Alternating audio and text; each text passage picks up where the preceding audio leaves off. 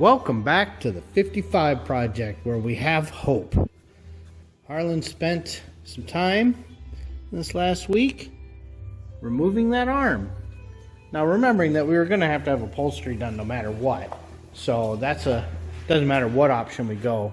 So you can't count that against you. And in fact right now he's just got it hot ringed and folded out of the way.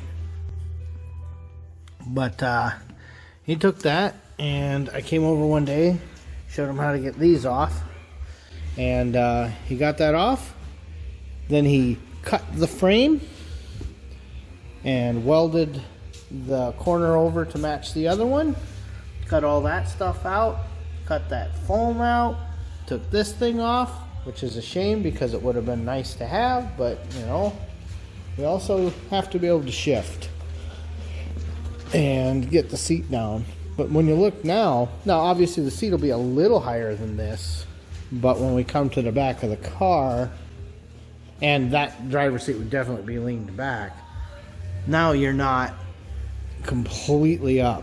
What we've been doing looking at other vehicles for reference is where's this point relative to this belt line right here. And this is a lot closer to what we're seeing with larger aftermarket or swapped seats, is something about a third up above the belt line. So that seems to be pretty typical with what we have seen.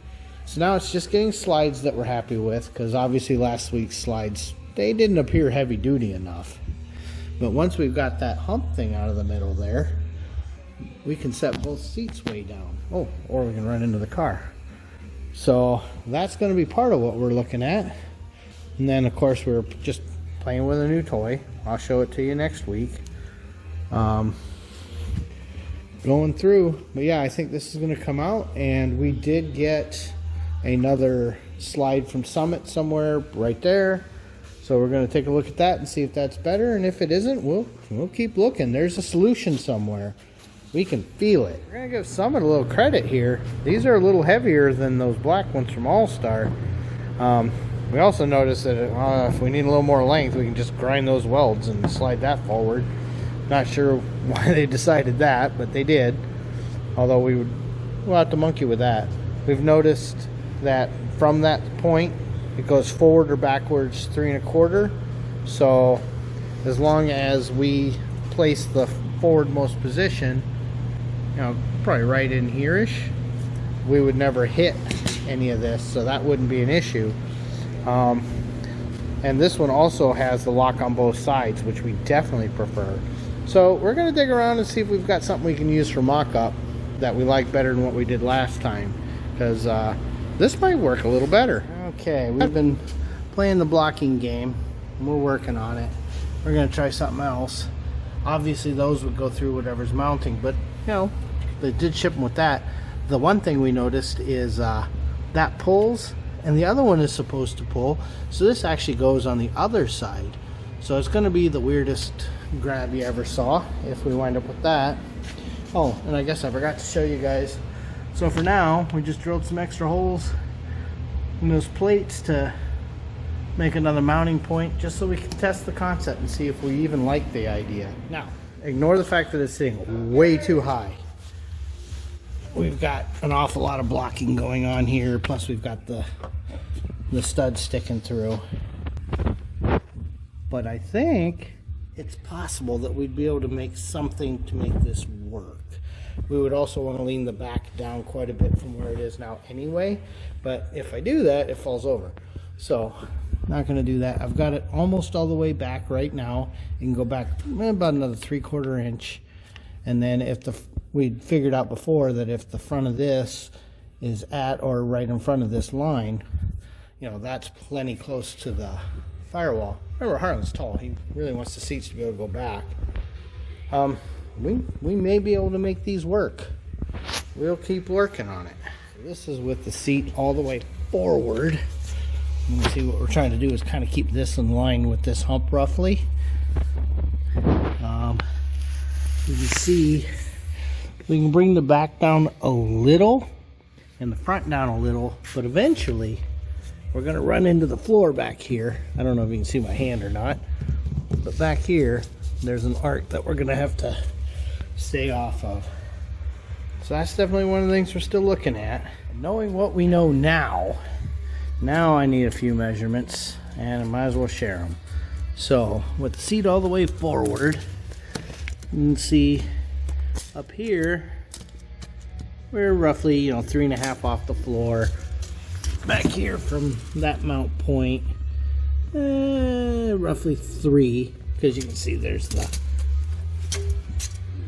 almost 3/4 there. Back here, realistically, looks like if we're in that 4.25 range in the back, that's actually not bad. So suddenly, when we look here, suddenly this back one might not be the end of the world. We're gonna play with this for a minute. Here's what we're looking at. Look at now these flat aftermarket ones here. Look at how high up they are. See how those are arched? That would really help.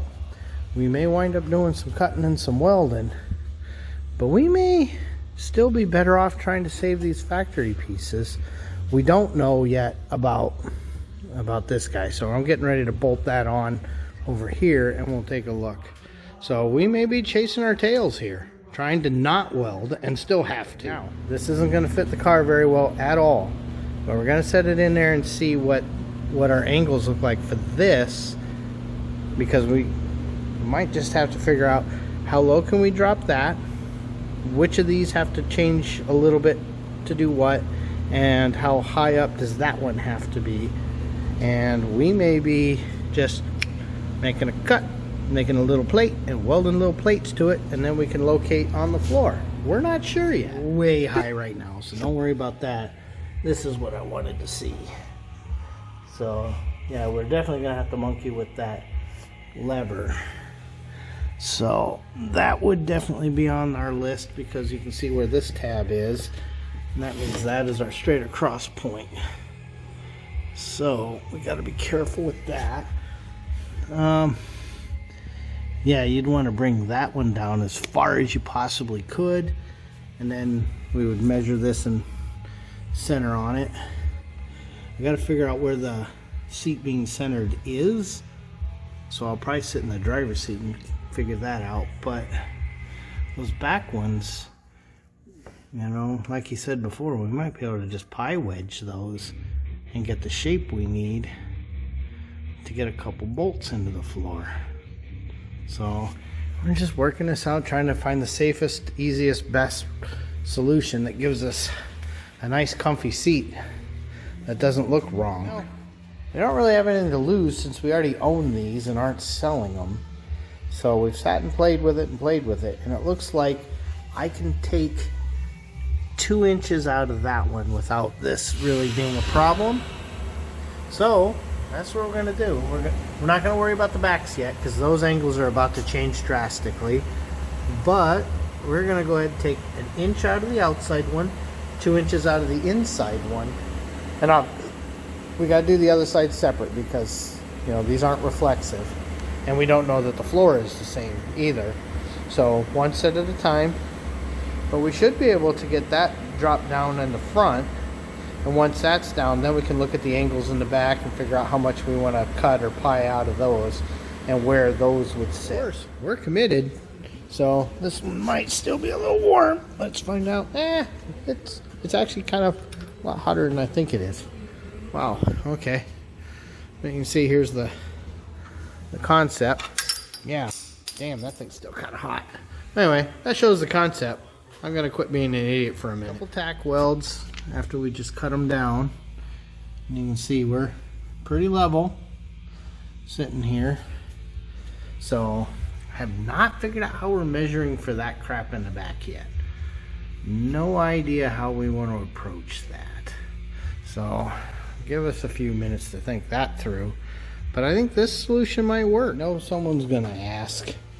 All that stuff he scrapped off, it used to be a solid frame coming all the way around, so he just trimmed out the corner that used to be over here and welded it in to match the same way the other seat is built. and then cut all that off, and then re-welded these pinch wires in so that when the new interior is sewn up, they can use these channels in what would have been the factory locations. Don't judge the welds, they're just tacks. This is the first pie that we've cut. So this will be the passengers inside with the adjuster. And before I go cutting any more of these, I'm gonna go see what this looks like. After all the measuring and all the playing and everything else, we're finding that because of so much variation in the floor back here, you can see it's just wavy as all get out. Every time you move it even a little bit, you know, suddenly I need a spacer here and nothing's flat, and so we're still fighting the good fight here. We still got to think this through. Something just isn't right. So we're trying to get that. And we just cut this one off because there's the two. We'll weld one back on when we're done, but for now it was just too difficult for us to figure that out when we couldn't see them both. So we also just thought about something we hadn't thought about. These seats came out of a 4-door car. This is a 2-door car. And those seats are as straight up and down as they go. They don't fold forward. That's as far forward as that goes with where we're talking about mounting it. You're gonna have to be awful bloody skinny to get back there. We gotta think about that.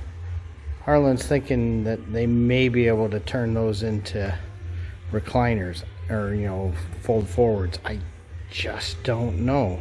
That's something we need to find out. Well, this sure has been an emotional roller coaster. We go up, we go down, we go up, we go down. We got to think about it some more. Well, as you know, that's just not going to work. We did our research today.